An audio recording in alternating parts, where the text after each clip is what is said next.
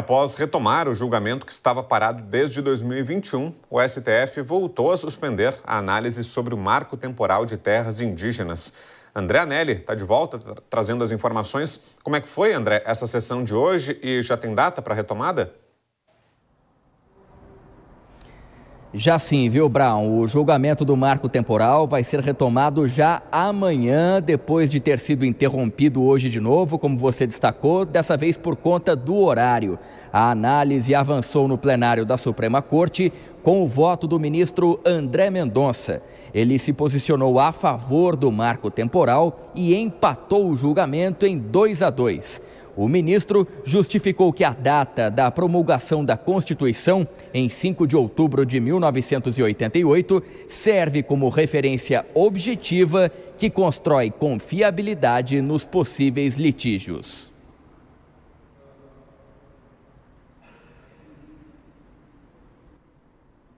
Há uma Constituição a ser respeitada e é nessa linha que nós estamos esperando, que se faça justiça com a vida dos povos indígenas, para proteger não somente as terras indígenas para os indígenas, mas para todo o ser vivo.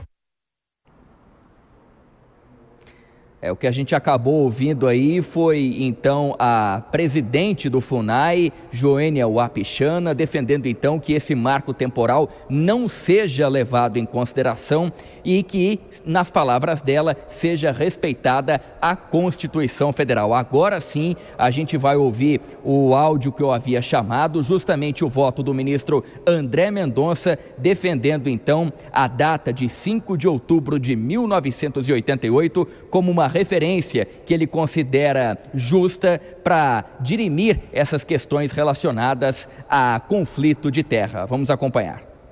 Penso que bem compreendidos os conceitos e nuances que delineiam o marco temporal da ocupação, configura-se a solução que, a meu ver, melhor equilibra os múltiplos interesses em disputa, na medida em que, pela carga de objetivação que imprime, permite que se construa, como dito, cenário de plena confiabilidade para todos os envolvidos. A tese do marco temporal, que foi citada pelo ministro agora, como a gente ouviu, estabelece que só pode haver demarcação de terra para comunidades indígenas que ocupavam a área no dia da promulgação da Constituição Federal, como a gente já citou aqui. Além de André Mendonça, o ministro Nunes Marques também já havia votado a favor do uso da data referencial.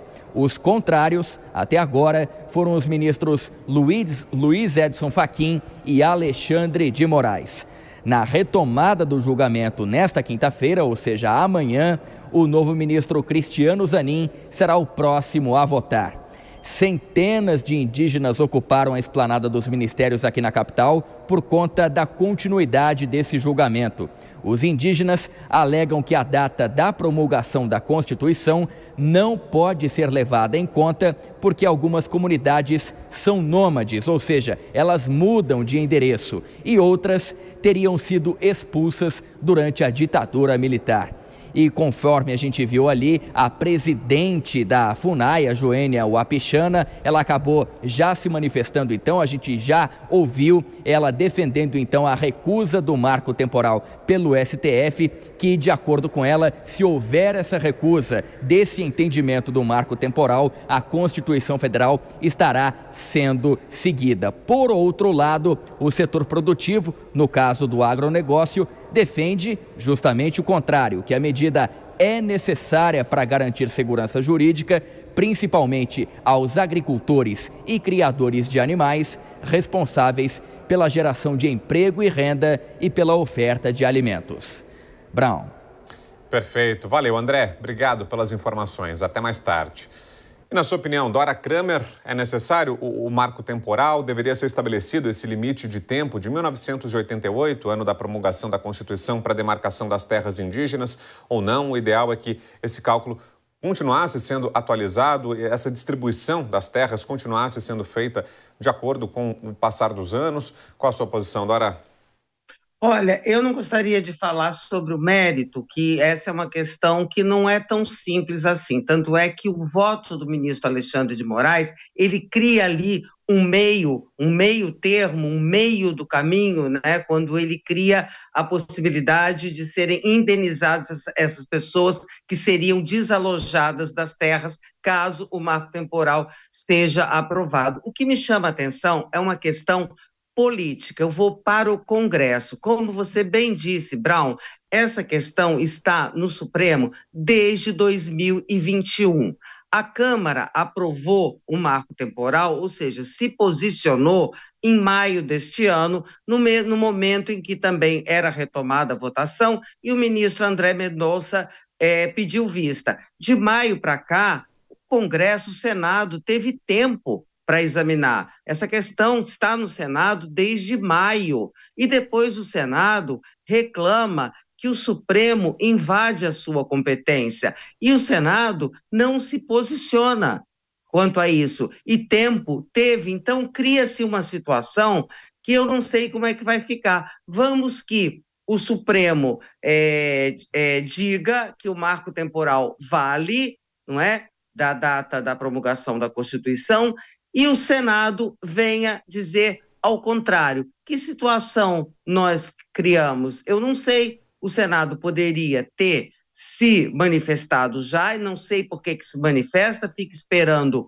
o Supremo se manifestar. O Supremo também parece que ficou todo esse tempo esperando o Congresso se manifestar, e fica aí um impasse entre dois poderes, uma questão que fica sem resolução, porque o Supremo pode se manifestar, vamos que venha aprovar, acompanhe a Câmara. E aí, claro que o Supremo, alguém pode recorrer ao Supremo sobre a constitucionalidade. O que o Supremo não pode é legislar, e aqui ele está falando sobre a constitucionalidade, mas o Senado, o Congresso, não pode reclamar se não se posiciona. E te confesso, não entendo, não tenho a resposta, por que o Senado não se posiciona, uma vez que vai reclamar de qualquer maneira, qualquer que seja a posição tomada pelo Supremo Tribunal Federal. Agora, Brown, pode estar longe de se decidir no Supremo, né? Porque foram dados 4 votos, faltam 7.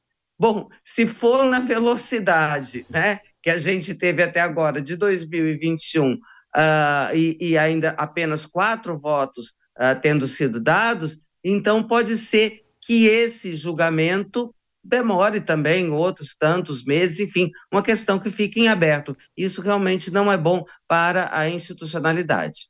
E só na sessão de hoje, por exemplo, né, Dora, até ilustrando isso que você falou, a gente teve um voto, que foi o voto do ministro André Mendonça, né? Então... Que ainda não terminou. Amanhã ele já tem a posição, já se posicionou, mas a ministra Rosa Weber deu ainda 20 minutos para ele amanhã, para ele concluir a defesa da tese dele, do voto. Só então o ministro Cristiano Zanin vai votar, que é claro, né? É o voto mais aguardado, porque a patrulha está, assim, de olho no ministro Cristiano Zanin.